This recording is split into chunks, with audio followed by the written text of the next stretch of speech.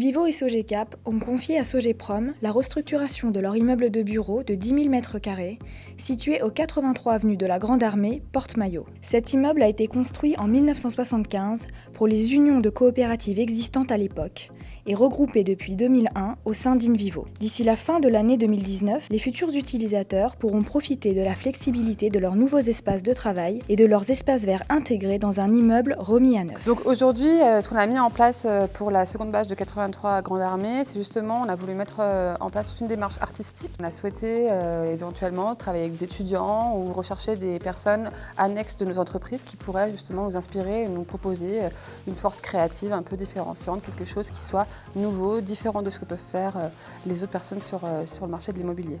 Donc ce que nous souhaitons voir sur cette bâche, ce sont des sujets finalement qui sont très génériques et finalement très dans l'air du temps. Et c'est pour cela que nous avons souhaité faire participer à ce projet des étudiants d'écoles d'architecture et d'agronomie. Donc nous avons fait cette séance de réflexion sur une journée. La première partie s'est déroulée au Salon de l'Agriculture.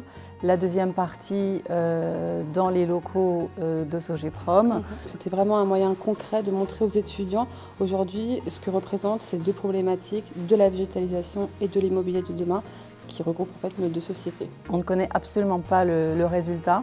Et c'est ça qui rend aussi ce projet assez unique. On a accepté le projet de bâche déjà parce que on est toutes des étudiantes en design, donc on a l'habitude de travailler sur des prototypes, des petits formats, des maquettes. Et l'opportunité de travailler sur un projet qui puisse être réalisé en grand format, c'était quelque chose qui était très impressionnant pour nous et c'est une opportunité qu'on a directement voulu saisir. Alors pourquoi la bâche nous a séduits? C'est parce que déjà dans un premier temps, la communication en agriculture aujourd'hui c'est un point qui est assez sensible.